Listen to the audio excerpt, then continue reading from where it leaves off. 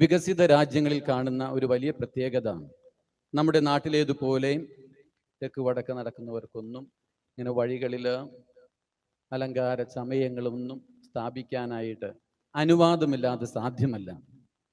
പഞ്ചായത്തിൽ കൗൺസിലറോട് കൂടെയൊക്കെ ആലോചിച്ച് പ്രത്യേക അനുവാദം വാങ്ങിക്കൊണ്ടാണ് ഇങ്ങനെയുള്ള കാര്യങ്ങളൊക്കെ നടത്തുക. അതും ആധുനികമായിട്ടുള്ള നമ്മുടെ മൈദയും പശയൊക്കെ മാറ്റി ആധുനികമായിട്ടുള്ള രീതിയിലാണ് വികസിത രാജ്യങ്ങളിൽ അറിയിപ്പുകൾ നൽകുക.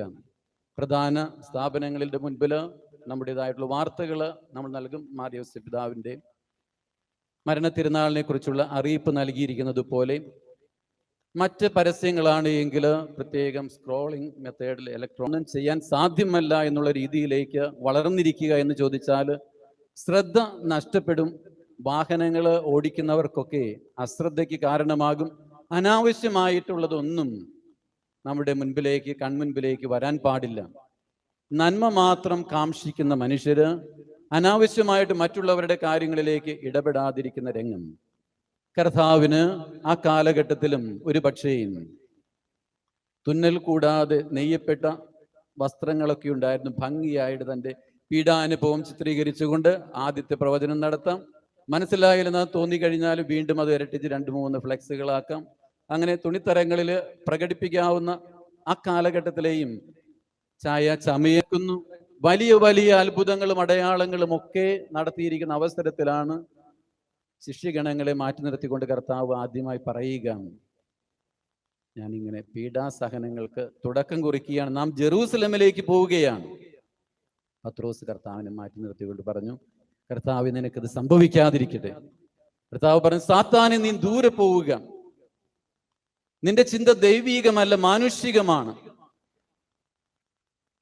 താൻ ക്രിസ്തുവാണ് എന്ന് അവർ കൂടെ നടന്ന് ഈ അത്ഭുതങ്ങളും അടയാളങ്ങളും ദൈവിക വചനങ്ങളുമെല്ലാം ശ്രവിച്ചിട്ടും മനസ്സിലാക്കാൻ പറ്റാത്തതിനെ ആദ്യത്തെ മാർപ്പാപ്പയെ കർത്താവ് ശാസിക്കുകയാണ്.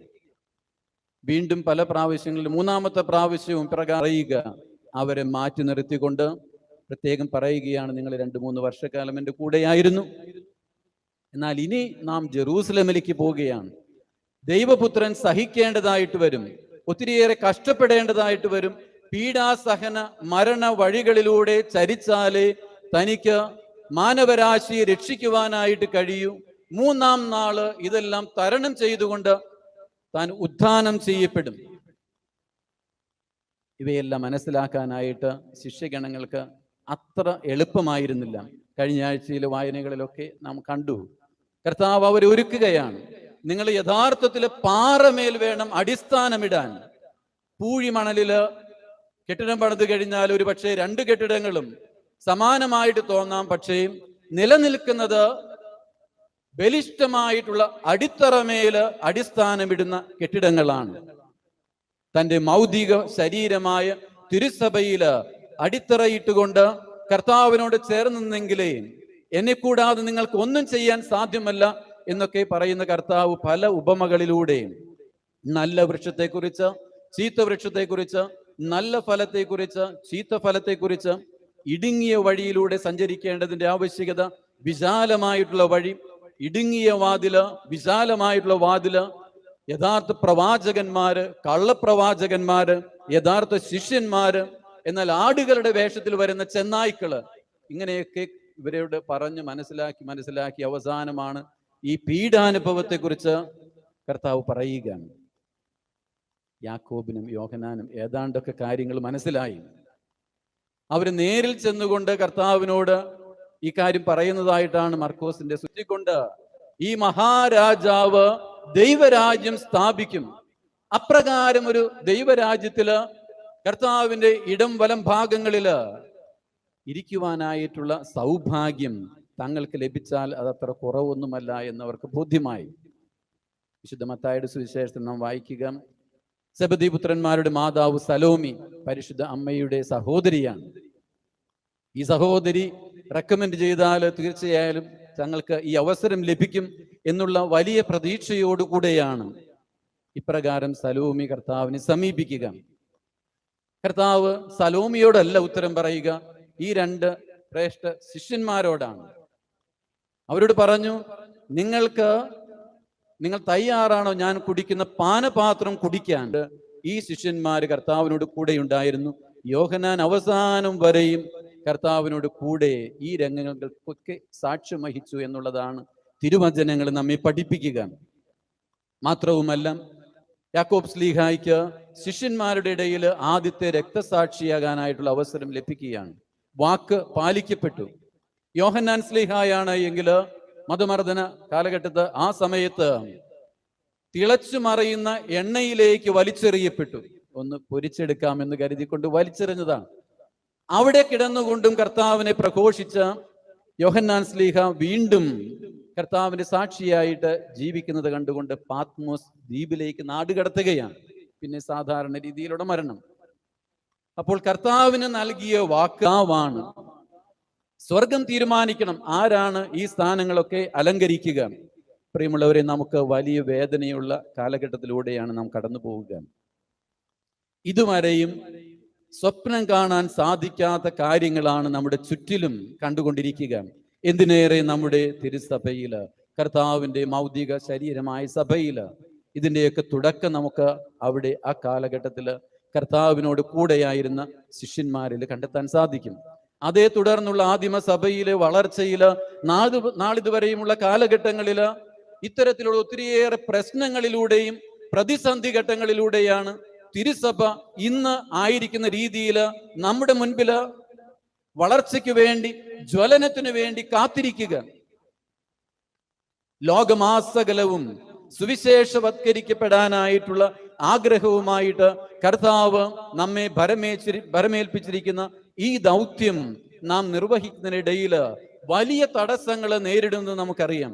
എന്താ അതിൻ്റെയൊക്കെ പിറകിലുള്ള കാര്യമെന്ന് ഇന്ന് തിരുവചനങ്ങൾ നമുക്ക് വെളിപ്പെടുത്തുകയാണ്. അധികാര പ്രമത്തത, ഫ്രസ്ട്രേഷൻ എന്ന് പറയും, നഷ്ടബോധം.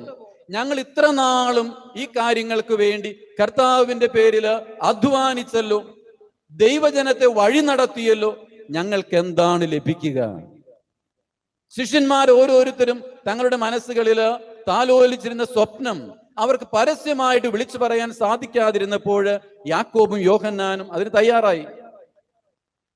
അതൊരു പക്ഷേ മതിയാകയില്ല എന്ന് മനസ്സിലാക്കി മാതാവിനെ കൊണ്ടൊരു നിവേദനം കൂടെ കർത്താവിന് നൽകുകയാണ്. പ്രിയമുള്ളവരെ, ഈ അധികാര പ്രമത്ത സമൂഹത്തിന്റെ മുൻപില് ജീവിക്കുന്ന സാക്ഷ്യം നൽകുന്നത് നമുക്ക് തിരുസഭാ ചരിത്രം ഒന്ന് പഠിച്ചാൽ മനസ്സിലാകും. ആകയാൽ നാം ആരും തളരേണ്ടതായിട്ടില്ല.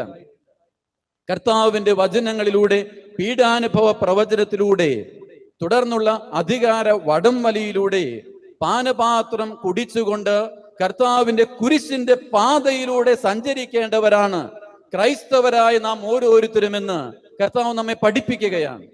ഇനി മുതലുള്ള അധികാര ശൈലികളൊന്നും തങ്ങളുടേതായിട്ടുള്ള ഭരിക്കുന്ന രീതിയിൽ മറ്റുള്ളവരുടെ മേല് കുതിര കയറാനായിട്ടുള്ളതല്ല.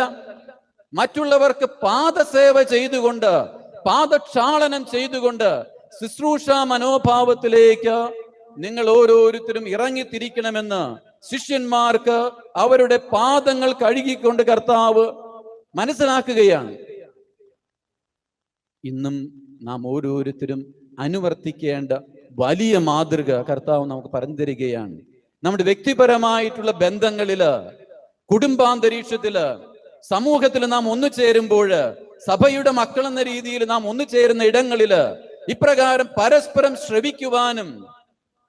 ക്ഷമിക്കുവാനും പൊറുക്കുവാനും പരസ്പരം ശുശ്രൂഷിക്കുവാനുമായിട്ടുള്ള ആഹ്വാനം കർത്താവ് നൽകുകയാണ്. ലോകത്തില് ഏതൊരു പ്രസ്ഥാനവും നാം ഒന്ന് വിലയിരുത്തിയാൽ മനസ്സിലാകും, കർത്താവിന്റെ മൗതിക ശരീരമാകുന്ന തിരുസഭയുടെ ഹൈറാർക്കിക്കൽ ആ രൂപരേഖയിലാണ് എല്ലാ പ്രസ്ഥാനങ്ങളും പടുത്തുയർത്തപ്പെട്ടിരിക്കുക. കർത്താവാകുന്ന ശിരസ് മൗതിക ശരീരമാകുന്ന സഭയിലേക്ക് വരുമ്പോൾ മാതൃക നൽകിയിരിക്കുന്നതാണ്. ലോകമെമ്പാടും ഇന്നും നിലവിലിരിക്കുന്ന ഏതെല്ലാം പ്രസ്ഥാനങ്ങൾ നാം ഒന്ന് വിലയിരുത്തിയാലും മനസ്സിലാകുക, ഇത് കർത്താവ് നൽകിയ മാതൃകയുടെ പിൻബലത്തിലാണ്, ബ്ലൂ പ്രിന്റിലാണ് ഈ പ്രസ്ഥാനങ്ങളെല്ലാം പടുത്തുയർത്തപ്പെട്ടിരിക്കുക. ഇവിടെ പരസ്പര ധാരണയില്ലാതെ, കീഴ്വഴക്കമില്ലാതെ, അനുസരണമില്ലാതെ തങ്ങളുടേതായിട്ടുള്ള ആശയങ്ങളും തങ്ങളുടേതായിട്ടുള്ള ചിന്തകളും മറ്റുള്ളവർക്ക് പകർന്നു നൽകിയാൽ എപ്രകാരമാണ് കർത്താവ് ആഗ്രഹിക്കുന്ന സുവിശേഷവത്കരണം നമ്മിലൂടെ സാധ്യമാകുക? തുടർന്നുള്ള വചനങ്ങൾ നാം ഒന്ന് വിലയിരുത്തിയാൽ മനസ്സിലാകും. തുടർന്ന് കർത്താവ് ചെയ്യുകയെല്ലാം ഹൃദിസ്ഥമാക്കുന്നുണ്ട്. എന്തൊക്കെയാണ് തങ്ങളുടെ ചുറ്റിലും സംഭവിക്കുക? അന്ധന്മാരായിട്ടുള്ള വ്യക്തികള് കർത്താവിനെ ഏറ്റുപറഞ്ഞുകൊണ്ട് കർത്താവിന്റെ ശിഷ്യന്മാരായിട്ട് മാറുകയാണ്. കർത്താവ് ചോദിച്ചു, നിങ്ങൾക്ക് എന്താണ് ആവശ്യമായിരിക്കുക? കർത്താവ്, ഞങ്ങൾക്ക് കാഴ്ച തെളിയണം. മറ്റുള്ളവരുടെ മുൻപില് അവിടെ നിന്ന് മാറ്റി നിർത്തിക്കൊണ്ട് പോലും പ്രത്യേക ശിക്ഷണം നൽകിക്കൊണ്ട് 3 വർഷം തന്നോട് കൂടെ നടത്തിയിരുന്ന ശിഷ്യന്മാര് അന്ധന്മാരായിട്ട് പോലും പോകുന്ന രംഗം. അധികാരത്തിന് വേണ്ടിയിട്ട് മറുതലിച്ചുകൊണ്ട് അന്ധന്മാരായിട്ട് മാറുന്ന ശിഷ്യന്മാരെയാണ് ചിലപ്പോൾ നമുക്ക് കണ്ടെത്തുവാനായിട്ട് കഴിയുക. താൻ സഹിക്കേണ്ട വഴികളിലൂടെ, തരണം ചെയ്യേണ്ട ക്രൂശിത പാതയിലൂടെ കുരിശിന്റെ വഴിയെക്കുറിച്ച്, സഹനത്തെക്കുറിച്ച്, മരണത്തെക്കുറിച്ച് പ്രഘോഷിക്കുന്ന കർത്താവിന്റെ മുൻപിലാണ് ഈ 2 ശിഷ്യന്മാര് ഈ സ്ഥാനമാനങ്ങൾക്ക് വേണ്ടിയിട്ട് സമീപിക്കുക. പ്രിയമുള്ളവരെയും, ഇന്ന് നമ്മുടെയൊക്കെ ചുറ്റിലുമുള്ള പ്രയാസങ്ങൾക്ക്, പ്രതിസന്ധികൾക്ക്, കുടുംബങ്ങളിലെ അന്തഛിദ്രങ്ങൾക്ക്, നമ്മുടെ സമൂഹങ്ങളിലെ അന്തഛിദ്രങ്ങൾക്ക്, ഭിന്നതകൾക്കൊക്കെ കാരണമായിരിക്കുക ഞാനാണോ നീയാണോ വലുത്? ഇപ്രകാരമുള്ള ചിന്തകളെല്ലാം മാറ്റിവെച്ചുകൊണ്ട് കർത്താവ് പറയുക, ശുശ്രൂഷ മനോഭാവത്തിലേക്ക്, സ്നേഹത്തിന്റെ, സേവനത്തിന്റെ, കാൽകഴുകലിന്റെ ശുശ്രൂഷയിലേക്ക് കുടുംബനാഥനും കുടുംബനായികയും കടന്നു വരിക. നേതൃത്വം നൽകുന്നവർ കടന്നു വരിക. മക്കള് മാതാപിതാക്കളോടുള്ള വിധേയത്വത്തിലേക്ക്, ഊഷ്മളതയിലേക്ക് കടന്നു വരിക. സ്നേഹത്തിന്റെ ഊഷ്മളമായുള്ള ബന്ധം കുടുംബത്തില് പടുത്തുയർത്തുവാനായിട്ട് സാധ്യമാവുക. നാം ഒന്നുചേരുന്ന നമ്മുടെ സമ്മേളനങ്ങളില് പരസ്പരം ആദരിക്കാനും മാനിക്കാനും മറ്റുള്ളവരെ കൂടെ ശ്രവിക്കുവാനും വിലയിരുത്തുവാനും അവസരമുണ്ടാകുക. കർത്താവിന്റെ ജീവിക്കുന്ന തിരുശേഷിപ്പുകളായിട്ട് രൂപാന്തരപ്പെടുവാനായി കർത്താവ് നമ്മെ ക്ഷണിക്കുകയാണ്.